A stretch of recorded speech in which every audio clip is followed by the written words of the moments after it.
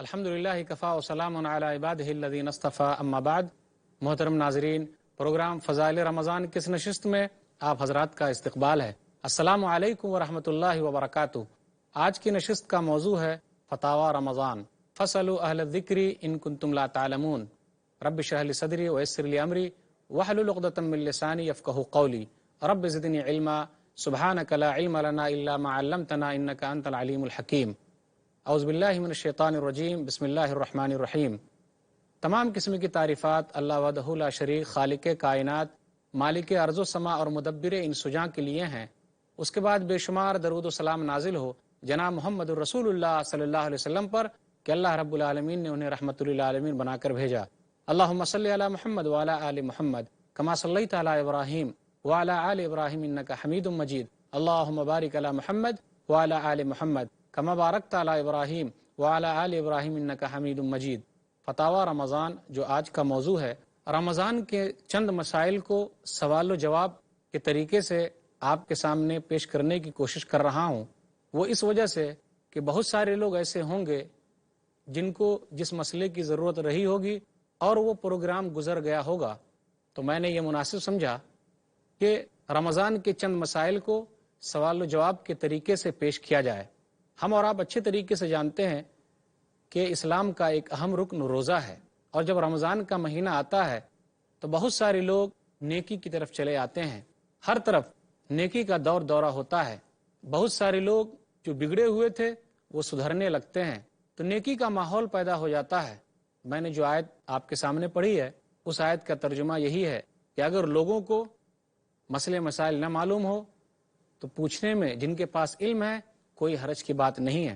اللہ نے کہا سورہ نحل سورہ نمبر 16 آیت نمبر 43، سورہ انبیاء سورہ نمبر 21 آیت نمبر 7، فاسألوا اہل الذکر ان کنتم لا تعلمون۔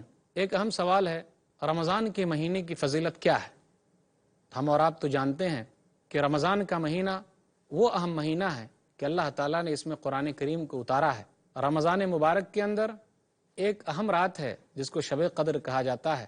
رمضان کا مہینہ اعتکاف کا مہینہ ہے، رمضان کا مہینہ قرآن کی تلاوت کا مہینہ ہے، رمضان کا مہینہ اپنے اندر صبر کا مادہ پیدا کرنے کا مہینہ ہے، رمضان کا مہینہ عمرہ کرنے کا مہینہ ہے۔ گویا کہ رمضان کا مہینہ صدقہ و خیرات اور سخاوت کا مہینہ ہے۔ اس مہینے کی بڑی فضیلت ہے۔ یہی وہ مہینہ ہے جس کے اندر جہنم کے دروازے بند کر دیے جاتے ہیں اور جنت کے دروازے کھول دیے جاتے ہیں۔ اسی مہینے میں شرکس جناتوں کو اور شیطانوں کو جکڑ دیا جاتا ہے، اور اللہ تعالیٰ ہر رات جہنم سے لوگوں کو آزاد کرتا ہے۔ تو اس مہینے کی فضیلت کے تعلق سے یہ چند باتیں ہیں۔ ایک اہم سوال یہ بھی ہے کہ رمضان کا قرآن سے کیا تعلق ہے؟ رمضان کا قرآن سے بہت گہرا تعلق ہے۔ اللہ نے کہا سورہ بقرہ سورہ نمبر 2 آیت نمبر 185، شہر رمضان الذی انزل فیہ القرآن ھدی للناس وبینات من الہدی والفرقان، کہ رمضان کا مہینہ وہ ہے جس میں قرآن کریم اتارا گیا جو لوگوں کے لیے ہدایت ہے، واضح نشانیاں ہیں ہدایت کی، حق اور باطل کے درمیان فرق کرنے والی چیز ہے۔ یہی وجہ ہے کہ نبی صلی اللہ علیہ وسلم ہر رات رمضان کے مہینے میں جبریل امین سے ملاقات کرتے، اور آپ صلی اللہ علیہ وسلم بہت زیادہ صدقہ و خیرات کرتے، اور جبریل امین کو قرآن پڑھ کے سناتے اور قرآن کا دور کرتے۔ صحیح بخاری کتاب الصوم کتاب نمبر 30 حدیث نمبر 1902۔ قرآن کا رمضان سے اتنا اہم لگاؤ ہے کہ گویا کہ یہ رمضان کا مہینہ قرآن کی سالگرہ ہے، اور یہی قرآن ہے جو ہمارے لیے قیامت کے دن سفارش کرنے والا ہے، جو اسی مہینے میں نازل ہوا۔ اسی طرح ایک اہم سوال ہے کہ کیا رمضان کے مہینے میں سنت کا ثواب فرض کے برابر اور ایک فرض کا ثواب 70 فرض کے برابر ملتا ہے؟ یا ایک سوال یہ بھی ہے اس میں کہ پہلا عشرہ رحمت کا، دوسرا عشرہ مغفرت کا، اور تیسرا عشرہ جہنم سے آزادی کا ہے؟ یہ ایک سوال ہے۔ اس کا جواب یہ ہے کہ اس سلسلے کی ایک حدیث ہے سلمان فارسی رضی اللہ تعالیٰ عنہ کی، جو حدیث شعب الایمان بہقی کے اندر موجود ہے، لیکن یہ حدیث سند اور متن دونوں اعتبار سے ضعیف ہے، کمزور ہے۔ علامہ البانی رحمہ اللہ نے مشکات المصابیح پر حکم لگاتے ہوئے حدیث نمبر 1965 میں کہا اسنادہ ضعیف، کہ اس حدیث کی سند جو ہے وہ کمزور ہے۔ اس حدیث کی سند کیوں کمزور ہے؟ اس لیے کمزور ہے کہ اس حدیث کے اندر ایک راوی ہے جس کا نام ہے ایاس۔ حافظ ابن حجر رحمہ اللہ اپنی کتاب لسان المیزان میں لکھتے ہیں، ترجمہ نمبر 1467، عقیلی کا قول نقل کرتے ہیں، کہتے ہیں کہ وہ آدمی مجہول ہے، اس آدمی کے بارے میں کچھ عطا پتہ نہیں ہے، وہ حدیث ہو غیر محفوظ، اور اس آدمی سے جو حدیث روایت کی گئی ہے وہ حدیث محفوظ بھی نہیں ہے۔ تو سند کے اعتبار سے یہ حدیث کمزور ہے، صحیح نہیں ہے، اور متن کے اعتبار سے بھی دیکھا جائے، اس کے معنی کے اعتبار سے بھی دیکھا جائے تو یہ حدیث صحیح نہیں ہے۔ ہاں، زیادہ سے زیادہ ہم یہ کہہ سکتے ہیں کہ اس مہینے میں نیکی کی اہمیت زیادہ ہے، لیکن کیا یہ کہنا کہ ایک سنت کا ثواب فرض کے برابر اور فرض کا ثواب 70 فرض کے برابر ملتا ہے تو یہ صحیح نہیں۔ زیادہ سے زیادہ یہی کہا جائے گا کہ اس حدیث کا معنی یہ ہے کہ ان دنوں میں نیکی کے کام کرنے کی اہمیت ہے، اس کا مطلب یہ نہیں کہ دوسرے اور دنوں میں نیکی کے کام کرنے کی اہمیت نہیں ہے۔ تو سند اور متن دونوں اعتبار سے یہ حدیث کمزور ہے، صحیح نہیں ہے۔ ہم کیوں تہدید کر رہے ہیں؟ ثواب تو اللہ تعالیٰ بہت زیادہ دینے والا ہے۔ اسی طرح ایک سوال ہے کہ کیا اگر کوئی آدمی ریڈیو کے ذریعے، ٹیلی فون کے ذریعے، ٹی وی کے ذریعے چاند کے بارے میں خبر سنے تو کیا اس کا اعتبار ہوگا؟ اس کا جواب یہ ہے کہ نہ ہم ان چیزوں کو رد کر سکتے ہیں اور نہ مکمل طور پر ان چیزوں پر بھروسہ کر سکتے ہیں۔ چاند کا دیکھنا، روزہ رکھنا، اسی طرح سے عید منانا دینی چیز ہے، تو آدمی کو چاہیے اور دوسرے ذرائع سے اس کی تحقیق کرے۔ جب تک علماء کرام پورے طور پر اس کا اعلان نہیں کر دیتے اس وقت تک ہم اور آپ اس پر یقین نہ کریں، لیکن مکمل طور سے ان چیزوں کو رد بھی نہیں کیا جا سکتا اور مکمل طور سے ان چیزوں پر بھروسہ بھی نہیں کیا جا سکتا۔ اس لیے ضروری ہے کہ ہم دونوں چیز کو لیں، علماء سے رابطہ رکھیں اور پتہ کریں کہ اگر چاند نظر آ گیا ہے تو ہم رمضان کے روزے شروع کر دیں یا پھر عید منانے کی تیاری کریں۔ اسی طرح ایک مسئلہ اور ہے، سوال کی صورت میں بیان کیا جا رہا ہے، وہ یہ کہ رمضان کے چاند کے لیے کتنے لوگوں کی گواہی چاہیے اور عید کے چاند کے لیے کتنے لوگوں کی گواہی چاہیے؟ اس کا جواب یہ ہے کہ رمضان کے چاند کے لیے، روزہ رکھنے کے لیے ایک آدمی کی گواہی کافی ہے اور عید کے لیے 2 آدمی کی گواہی ہونی چاہیے۔ سنن ابی داؤد کتاب الصیام کتاب نمبر 14 حدیث نمبر 2342، عبداللہ بن عمر رضی اللہ تعالیٰ عنہ کہتے ہیں، ترا الناس الہلال فاخبرت رسول اللہ صلی اللہ علیہ وسلم انی رأیتہ فصامہ وامر الناس بصیامہ، کہ لوگ ایک دوسرے کو رمضان کا چاند دکھا رہے تھے تو میں نے کہا اے اللہ کے رسول صلی اللہ علیہ وسلم، میں نے بھی چاند دیکھا ہے۔ تو رسول اللہ صلی اللہ علیہ وسلم نے روزہ رکھا اور لوگوں کو روزہ رکھنے کا حکم دیا۔ اسی طریقے سے عید کے چاند کے لیے 2 آدمی کی گواہی ہونی چاہیے۔ سنن ابی داؤد کتاب الصیام کتاب نمبر 14 حدیث نمبر 2339۔ ربی بن حراش کہتے ہیں ایک صحابی کے حوالے سے کہ اس صحابی نے کہا رضی اللہ تعالیٰ عنہ، اختلف الناس فی آخر یوم من رمضان فقدم اعرابیان فشہد عند النبی صلی اللہ علیہ وسلم باللہ فحل الہلال امس عشیہ فامر الناس ان یفطروا وان یغدوا الی مصلاہم۔ اس کا ترجمہ یہ ہے کہ لوگوں نے رمضان کے اخیر میں چاند کے سلسلے میں اختلاف کیا تو 2 دیہاتی نبی صلی اللہ علیہ وسلم کے پاس آئے اور قسم کھا کر کہا اللہ کے رسول، ہم دونوں نے کل چاند دیکھا ہے۔ تو رسول اللہ صلی اللہ علیہ وسلم نے لوگوں کو افطار کرنے کا حکم دیا، روزہ نہ رکھنے کا حکم دیا اور لوگوں کو حکم دیا کہ وہ عید منانے کے لیے جائیں۔ تو اس سے پتہ چلا کہ رمضان کے لیے 1 آدمی کی گواہی اور عید منانے کے لیے 2 آدمی کی گواہی ہونی چاہیے۔ ایک اہم سوال ہے کہ کیا پوری دنیا کا ایک چاند نہیں ہو سکتا تاکہ اتحاد و اتفاق برقرار رہے؟ اس کا جواب یہ ہے ایسا نہیں ہو سکتا، اس لیے کہ چاند مختلف جگہوں سے نکلتا ہے، اس کے مطالع الگ الگ ہیں، اس کی رویت الگ الگ ہے۔ ایک حدیث ہے صحیح مسلم کتاب الصیام کتاب نمبر 13 باب نمبر 5، ام الفضل بنت حارث نے قریب رحمہ اللہ کو بھیجا. کہاں بھیجا؟ ملک شام بھیجا، سیریا بھیجا معاویہ رضی اللہ تعالیٰ عنہ کے پاس. جب وہ معاویہ رضی اللہ تعالیٰ عنہ کے پاس پہنچے اور اپنے کام سے فارغ ہو گئے، اسی درمیان میں رمضان کا چاند وہاں نظر آیا. تو لوگوں نے رمضان کے چاند کو جمعہ کے دن دیکھا، معاویہ رضی اللہ تعالیٰ عنہ نے بھی دیکھا. جب وہ اس مہینے کے اخیر میں مدینہ پہنچے تو عبداللہ بن عباس رضی اللہ تعالیٰ عنہ نے کہا کہ تم لوگوں نے چاند کب دیکھا؟ تو قریب نے کہا کہ ہم لوگوں نے چاند ملک شام میں سیریا کے اندر جمعہ کے دن دیکھا ہے. کہا اور بھی لوگوں نے دیکھا؟ کہا معاویہ رضی اللہ تعالیٰ عنہ نے بھی دیکھا ہے، جو ملک شام کے امیر ہیں. انہوں نے بھی روزہ رکھا، لوگوں نے بھی روزہ رکھا. عبداللہ بن عباس رضی اللہ تعالیٰ عنہ نے کہا کہ ہم لوگوں نے چاند سنیچر کے دن، سیٹرڈے کے دن، ہفتے کے دن دیکھا ہے، اس لیے ہم لوگ چاند دیکھ لیں گے یا پھر 30 دن پورا کریں گے. تو قریب نے کہا کہ کیا معاویہ رضی اللہ تعالیٰ عنہ کا چاند دیکھنا اور ان کا روزہ رکھنا ہم لوگوں کے لیے دلیل نہیں ہے؟ کیا آپ لوگوں کے لیے دلیل نہیں ہے؟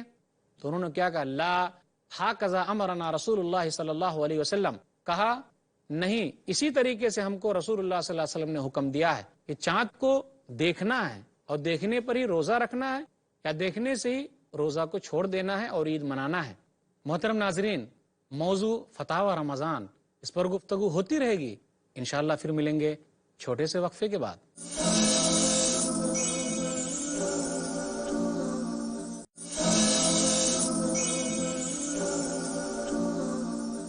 محترم ناظرین، السلام علیکم ورحمۃ اللہ وبرکاتہ. دوبارہ آپ کا استقبال ہے پروگرام فضائل رمضان میں.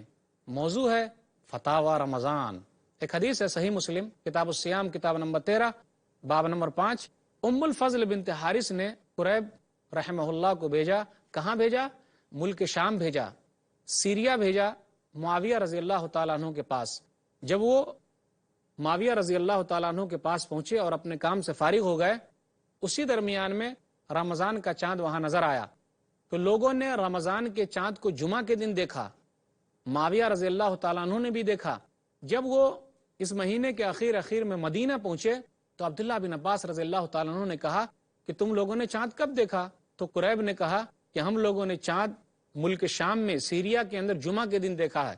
کہا اور بھی لوگوں نے دیکھا؟ کہا معاویہ رضی اللہ تعالیٰ عنہ نے بھی دیکھا ہے، جو ملک شام کے امیر ہیں. انہوں نے بھی روزہ رکھا، لوگوں نے بھی روزہ رکھا. عبداللہ بن عباس رضی اللہ تعالیٰ عنہ نے کہا کہ ہم لوگوں نے چاند سنیچر کے دن، سیٹرڈے کے دن، ہفتے کے دن دیکھا ہے، اس لیے ہم لوگ چاند دیکھ لیں گے یا پھر 30 دن پورا کریں گے. تو قریب نے کہا کہ کیا معاویہ رضی اللہ تعالیٰ عنہ کا چاند دیکھنا اور ان کا روزہ رکھنا ہم لوگوں کے لیے دلیل نہیں ہے؟ کیا آپ لوگوں کے لیے دلیل نہیں ہے؟ تو انہوں نے کیا کہا؟ لا ہاکذا امرنا رسول اللہ صلی اللہ علیہ وسلم. کہا نہیں، اسی طریقے سے ہم کو رسول اللہ صلی اللہ علیہ وسلم نے حکم دیا ہے کہ چاند کو دیکھنا ہے اور دیکھنے پر ہی روزہ رکھنا ہے، یا دیکھنے سے ہی روزہ کو چھوڑ دینا ہے اور عید منانا ہے. اسی طرح ایک اہم سوال ہے، بہت سارے ملک ایسے ہیں جہاں دن 20 گھنٹے کا ہوتا ہے، 18 گھنٹے کا ہوتا ہے، اور رات بالکل چھوٹی ہوتی ہے. کبھی کبھی ایسا بھی ہوتا ہے کہ رات لمبی ہوتی ہے اور دن چھوٹا ہوتا ہے، اور کبھی کبھی ایسا بھی ہوتا ہے کہ بہت ساری جگہوں پر 6 مہینے تک دن ہی دن ہے، اور بہت ساری جگہوں پر 6 مہینے تک رات ہی رات ہے. تو ایسے لوگ کیسے روزہ رکھیں گے؟ ایسے لوگ کیسے نماز ادا کریں گے؟ یہ ایک اہم سوال ہے. اس کا جواب یہ ہے کہ جس ملک کے اندر 24 گھنٹے دن اور رات ملا کر ہوتے ہیں، چاہے دن 18 گھنٹے کا ہو یا 20 گھنٹے کا ہو، وہاں کے لوگوں کو 18 اور 20 گھنٹہ دن میں روزہ رکھنا ہے، جہاں 24 گھنٹے کا دن اور رات ہے. اسی طریقے سے جہاں 6 مہینے رات ہے اور 6 مہینے دن ہے، جیسے گرین لینڈ وغیرہ ہے، تو وہاں کے لوگ قریبی ملک کے اعتبار سے نماز پڑھیں گے، روزہ رکھیں گے، سحری کریں گے اور افطار کریں گے. دلیل کیا ہے؟ صحیح مسلم کتاب الفتن کتاب نمبر 52 باب نمبر 20 حدیث نمبر 2938 کہ نبی صلی اللہ علیہ وسلم نے ارشاد فرمایا کہ دجال دنیا کے اندر 40 دن رہے گا. نبی صلی اللہ علیہ وسلم نے کہا یومن کسنتن و یومن کشہرن و یومن کجمعتن وسائر ایامہ کایامکم. دجال جو ہے وہ زمین پر 40 دن رہے گا، ایک دن 1 سال کے برابر، ایک دن ایک مہینے کے برابر اور ایک دن ایک ہفتے کے برابر ہوگا، اور تمام ایام جو ہے تمام دن تمہارے دن کی طرح ہوگا۔ ایک صحابی نکال، یا رسول اللہ ھذا الیوم الذی کسنۃ اتکفینا فیہ صلاۃ یوم، اللہ کے رسول یہ بتلائیے کہ جو ایک دن ایک سال کے برابر ہوگا، کیا ایک دن کی نماز پڑھنا کافی ہے؟ تو اللہ کے رسول صلی اللہ علیہ وسلم نے کیا کہا؟ لا اقدروا لہ قدرہ، نہیں بلکہ اس کا اندازہ کر کے نماز پڑھو۔ تو ایسے لوگوں کے لیے جہاں 6 مہینے رات ہے 6 مہینے دن ہے، تو وہ لوگ سحری اور افطاری اور نماز اپنے قریبی ملک کے حساب سے کریں گے اور اس دن کا اندازہ لگا کر ایسا کام کریں گے۔ اسی طرح ایک اہم سوال یہ ہے کہ بہت سارے غیر مسلم حضرات رمضان کے مہینے میں روزہ رکھتے ہیں اور کئی سال سے روزہ رکھ رہے ہیں۔ بہت ساری عورتیں مسلمان نہیں ہیں لیکن روزہ رکھتی ہیں، بہت سارے مرد روزہ رکھتے ہیں۔ آخر کیا ان کو بھی ثواب ملے گا؟ ان کے روزے کا کیا حکم ہے؟ اس کا جواب یہ ہے کہ عبادت قبول ہونے کے لیے ایمان شرط ہے، تو ہمارے اور آپ کے لیے ضروری ہے کہ ان لوگوں کو اسلام کی دعوت دیں، اسلام کی طرف بلائیں۔ اگر وہ لوگ مسلمان نہیں ہوتے ہیں، اسلام قبول نہیں کرتے ہیں، تو ان نیک کاموں کا ان کو کچھ فائدہ ہونے والا نہیں ہے، کیونکہ اللہ کے نزدیک اگر کوئی دین پسندیدہ ہے تو وہ دین اسلام ہے۔ اللہ تعالیٰ کہتا ہے سورہ آل عمران سورہ نمبر 3 آیت نمبر 19، ان الدین عند اللہ الاسلام، اللہ کے نزدیک محبوب دین دین اسلام ہے۔ سورہ آل عمران سورہ نمبر 3 آیت نمبر 85، وَمَن يَبْتَغِ غَيْرَ الْإِسْلَامِ دِينًا فَلَن يُقْبَلَ مِنْهُ وَهُوَ فِي الْآخِرَةِ مِنَ الْخَاسِرِينَ، اور جو اسلام کے علاوہ کسی اور دین کو پسند کرے گا تو اسے قبول نہیں کیا جائے گا اور وہ آخرت میں گھاٹے میں ہے۔ تو ایسے لوگوں کو حکمت کے ساتھ اسلام کی دعوت دے، اگر وہ اسلام قبول کر لیتے ہیں تو ان نیک کاموں کا ثواب انشاءاللہ انہیں ضرور ملے گا جو اسلام سے پہلے رکھے ہوئے ہیں۔ اس لیے ہم اور آپ ان کے لیے دعا بھی کریں کہ اللہ تعالیٰ انہیں اسلام کی توفیق دے۔ اسی طرح ایک اہم سوال ہے کہ بچے لوگ جو روزہ رکھتے ہیں اس کا فائدہ کیا ان کے ماں باپ کو بھی ہو سکتا ہے؟ اس کا جواب یہ ہے کہ بچے کے اوپر روزہ فرض نہیں ہے، لیکن اگر وہ لوگ روزہ رکھتے ہیں تو اس کا ثواب ان کو بھی ملے گا اور ان کے ماں باپ کو بھی ملے گا۔ آپ یاد کیجئے عمر رضی اللہ تعالیٰ عنہ کے اس قول کو کہ وہ ایک شرابی کو ڈانٹتے ہوئے یہ کہہ رہے تھے، صحیح بخاری کتاب الصوم کتاب نمبر 30 باب نمبر 47، باب صوم الصبیان، ویلک وصبیاننا صیام فضربہ، کہا تیرے لیے ہلاکت و بربادی ہو، ہمارے چھوٹے چھوٹے بچے روزہ رکھے ہوئے ہیں، فضربہ تو اس کو مارا۔ تو چھوٹے چھوٹے بچے کو ابھارنا چاہیے تاکہ وہ بچپن ہی سے روزہ رکھنے کے عادی ہو جائیں۔ اسی طرح ایک اہم سوال یہ ہے کہ کیا فرض روزہ رکھنے کے لیے بیوی کے لیے ضروری ہے کہ وہ اپنے شوہر سے اجازت حاصل کرے؟ اس کا جواب یہ ہے کہ نہیں، فرض روزہ رکھنے کے لیے اسے شوہر سے اجازت لینے کی ضرورت نہیں ہے، ہاں نفلی روزہ رکھنے کے لیے اجازت لینے کی ضرورت ہے۔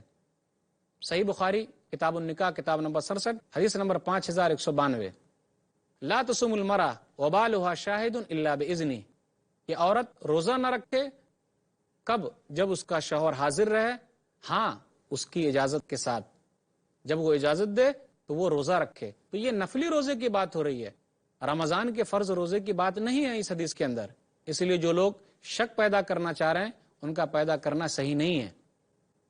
اسی طرح ایک اہم سوال ہے کہ بہت سارے لوگ رمضان کے دنوں میں گرمی کے موسم میں گرم جگہ پر روزہ رکھے ہوئے ہیں اور کام کرتے ہیں، مثال کے طور پر آگ کی بھٹی کے پاس کام کر رہے ہیں، تو کیا ان لوگوں کے لیے کوئی گنجائش ہے؟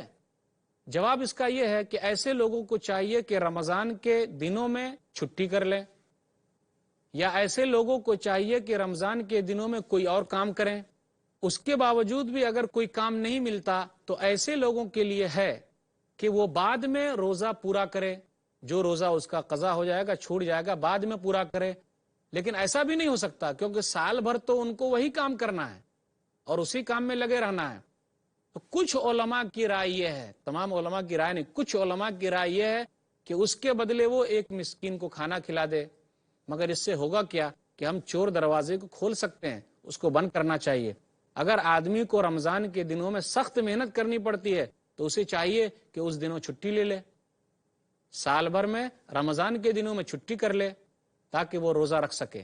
اسی طرح ایک اہم سوال ہے روزے کے تعلق سے کہ نیت کب کیا جائے؟ روزے میں نیت رات ہی میں کرنی چاہیے، فرض روزے کی نیت رات ہی میں ہونی چاہیے۔ سنن ترمذی کتاب الصوم کتاب نمبر 6 حدیث نمبر 730، من لم یجمع الصیام قبل الفجر فلا صیام لہ، جس نے رات میں روزے کی نیت نہیں کی تو اس کا روزہ نہیں ہوگا۔ یا آدمی رمضان کے شروع ہی میں پورے روزے کی نیت کر لے۔ اسی طرح ایک اہم سوال ہے کہ افطاری جلدی کی جائے یا لیٹ کی جائے۔ افطاری جلدی کرنا بہتر ہے، فائدے کی چیز ہے۔ نبی صلی اللہ علیہ وسلم نے ارشاد فرمایا، صحیح مسلم کتاب الصیام کتاب نمبر 13 حدیث نمبر 1098، لا یزال الناس بخیر ما عجلوا الفطر، لوگ ہمیشہ بھلائی میں رہیں گے جب تک وہ جلدی افطار کریں گے۔ ایک اہم سوال یہ ہے کہ لوگ رمضان کے روزے سے بچنے کے لیے سفر پہ چلے جاتے ہیں، اکثر ایسے مالدار لوگ کرتے ہیں۔ اگر وہ لوگ اس نیت سے سفر کر رہے ہیں تو ان کا اس نیت سے سفر کرنا صحیح نہیں ہے، لیکن اگر وہ واقعی صحیح سفر پہ جا رہے ہیں تو کوئی حرج کی بات نہیں، اللہ تعالیٰ نے ان کو چھوٹ دیا ہے کہ وہ بعد میں روزے پورا کرے، جیسے سورہ بقرہ سورہ نمبر 2 آیت نمبر 184 اور آیت نمبر 185، فمن کان منکم مریضا او علی سفر فعدۃ من ایام اخر ومن کان مریضا او علی سفر فعدۃ من ایام اخر، اگر کوئی بیمار ہے اور کوئی مسافر ہے تو اس کے لیے رخصت ہے کہ بعد میں روزہ پورا کرے۔ اسی طرح ایک اہم سوال یہ ہے کہ افطار پارٹی کا کیا حکم ہے؟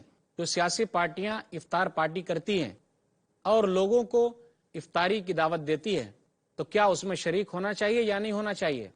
اگر وہاں حرام کام نہ ہوتا ہو، اسلام کا یا اس کے دوسرے اور چیزوں کا، ارکان کا مذاق نہ اڑایا جاتا ہو تو وہاں جانا بہتر ہے، تاکہ ہم اسلام کی حقانیت ان تک واضح کر سکیں اور اسلام کے بارے میں ان کو بتا سکیں۔